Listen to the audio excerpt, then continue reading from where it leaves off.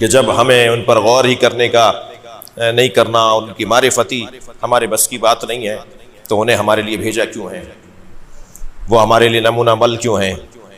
ان پر ان کی سیرت پہ عمل کرنا ہے تو پھر ان پہ غور بھی تو کرنا ہوگا۔ تو عزیزان گرامی، ان کے دو پہلو ہیں، ان کی زندگیوں کے دو جنبے ہیں، ان کی زندگیوں کے دو رخ ہیں۔ ایک رخ نورانی ہے، ایک رخ بشری ہے۔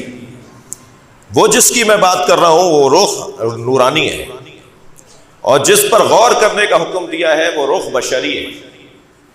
جس رخ پر غور کرنے کا حکم دیا ہے وہ رخ ہم جیسا نہیں ہے۔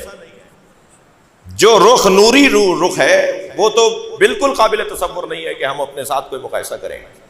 مثلا دو آنکھیں تھیں، دو پیر تھے، دو ہاتھ، چلتے تھے، بازار جاتے تھے، خرید و فروخت کرتے تھے، ایک نظام ازدواج ان کے ہاں تھا، خرید و فروخت کا نظام تھا، یہ ساری چیزیں تھیں، وہ بشری تقاضے تھے۔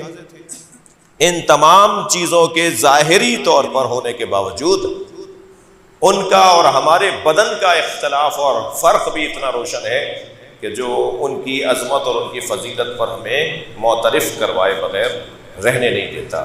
مثلا سب سنی شیعہ نے لکھا ہے، ایک جگہ نہیں کئی جگہ اس کے حوالے موجود ہیں، کہ جب امام حسین کو بھوک لگتی تھی اور جناب زہرا کچھ فاصلے پر ہوتی تھی تو نبی مکرم اپنا انگوٹھا امام حسین کے منہ میں دے دیتے تھے، اور نبی کے انگوٹھے سے امام حسین کے لیے دودھ نکلتا تھا۔ اور ایک دفعہ تو آیت اللہ رسولی محلاتی نے لکھا ہے، آیت اللہ خامنائی کے دفتر کے مسئول ہیں، آیت اللہ رسولی محلاتی لکھتے ہیں کہ ایک مرتبہ اتنا ہمک کے دودھ لے رہے تھے امام حسین نبی مکرم کے انگوٹھے سے کہ نبی دوسرے ہاتھ سے سر پہ ہاتھ رکھ کر، نبی نے اپنے دوسرے ہاتھ کو سر پہ رکھا امام حسین پر، فرمایا حسین آرام سے پیو، یہ اللہ نے تمہارے لیے ہی بنایا ہے۔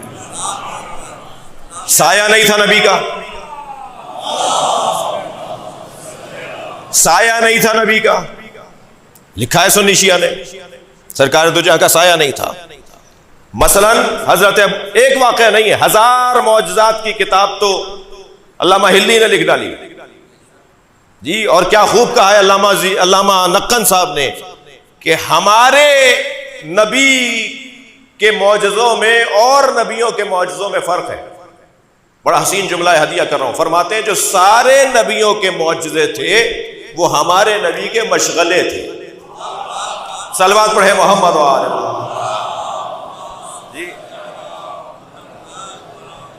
سورج پلٹانا، لوہے کو نرم کر دینا، مردے کو زندہ کر دینا جی، جانوروں سے بات کرنا، دریا میں رستہ بنا دینا، یہ سرکار دو جہاں کے معجزے نہیں ہیں۔ نبی کے معجزے کو قرآن کہا جاتا ہے، جس کا کوئی جواب قیامت تک نہیں ہو پائے گا۔ اور سارے معجزے عملی معجزے تھے، اور ہمارے نبی کا معجزہ علمی معجزہ ہے۔ عمل وقت کا محتاج ہوتا ہے، علم وقت کو محتاج بناتا ہے، لہٰذا ہمارے نبی کے معجزے کو مقایسہ نہیں کیا جائے گا دوسرے۔ ہمارے نبی کے یہ سارے معجزے جو دیگر نبیوں کے معجزے تھے، سرکار کے لیے وہ معجزہ ہی نہیں تھا۔ بدن مبارک حضرت ابو ذر غفاری کے گھر دعوت پر تشریف لے گئے، وہ پانی دور سے بھر کے لائے، حضرت فرمایا تمہارے گھر میں کنواں نہیں ہے؟ کہا یا رسول اللہ کنواں ہے مگر کڑوے پانی کا ہے، پانی اس کا کڑوا ہے۔ حضرت فرمایا تم نے پہلے ہمیں کیوں نہیں بتایا؟ سرکار تشریف لے گئے، آپ کنویں کے مڈیر پہ تشریف فرما ہوئے، پیر لٹکا دیے کنویں کے اندر، پانی بوسہ دینے کے لیے اوپر آ گیا، اور سرکار کے پیروں کا بوسہ لیا، اور پیروں سے مس ہونے کے بعد ایسا میٹھا ہو گیا کہ شہد کیا میٹھا ہوگا۔ قس علی ھذا، آپ مثالوں پر مثالیں دے سکتے ہیں، اتنی زیادہ۔ ایک صلوات پڑھیں گے محمد و آل محمد۔